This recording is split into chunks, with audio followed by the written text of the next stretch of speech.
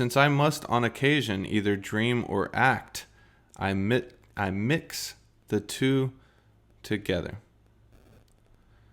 The magic power of words in isolation, or joined together on the basis of sound, with inner reverberations and divergent meanings even as they converge, the splendor of phrases inserted between the meanings of other phrases, the virulence of vestiges, the hope of the woods, and the absolute peacefulness of the ponds on the farms of my childhood, of ruses.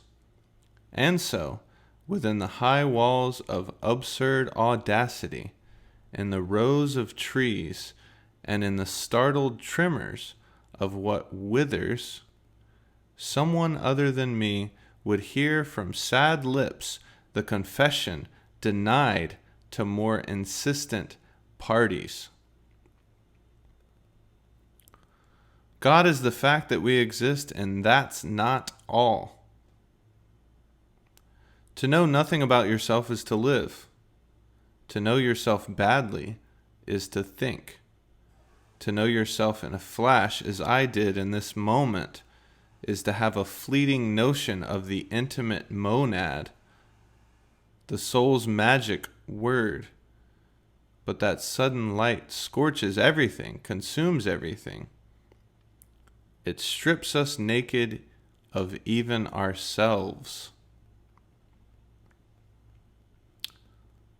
There are unconscious forms of intelligence, flashes of wit, waves of understanding, mysteries and philosophies that are like bodily reflexes that operate as automatically as the liver or kidneys handle their secretions.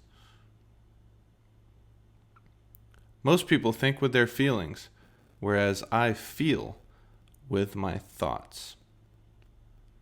For all I know, this inner space may just be a new dimension of the other one.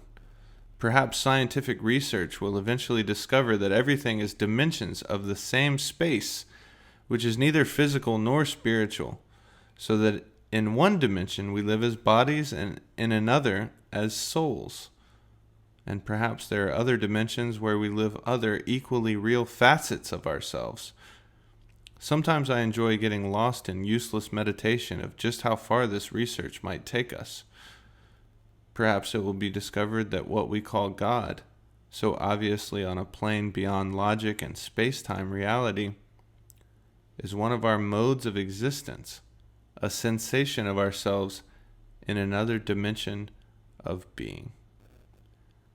Number 1, to express what one feels exactly as it is felt, clearly, if it is clear, obscurely, if it is obscure, confusedly, if confused. And number 2, to understand that grammar is an instrument and not a law.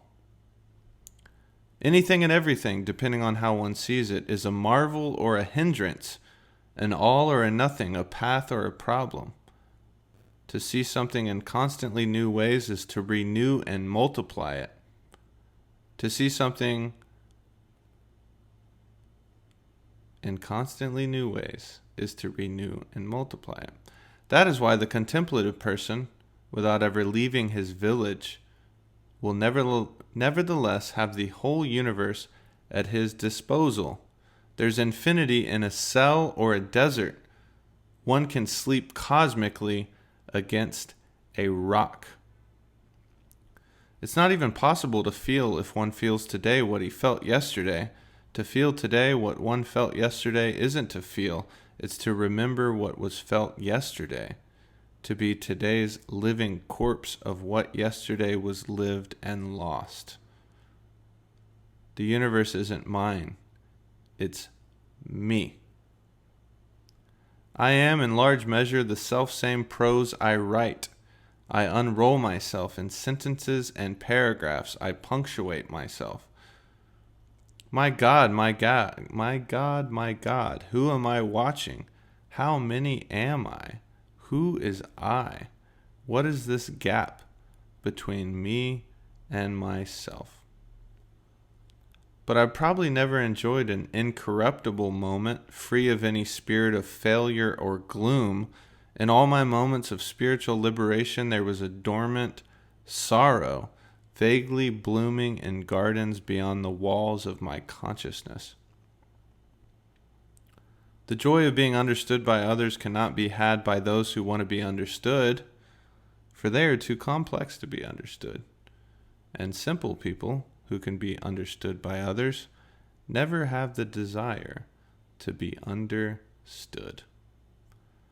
Beset by lucid and free associations of ideas, images, and words, I say what I imagine I'm feeling as much as what I'm really feeling, and I'm unable to distinguish between my suggestions of my soul and the fruits born of images that fell from my soul to the ground. Of an incidental phrase might not be diverting me from the already hazy point, from the already stowed sensation, thereby absolving me from thinking and saying like long voyages designed to distract us. Everything that exists perhaps exists because something else exists. Nothing is, everything coexists. Perhaps that's how it really is. Time smiles uncertainly on the lips of mystery. How modern all this sounds, and yet how ancient, how hidden, how full of some other meaning besides the one we see glowing all around us. I feel sorry for not being a person who can feel sorrow. Every sound mind believes in God. No sound mind believes in a definite God.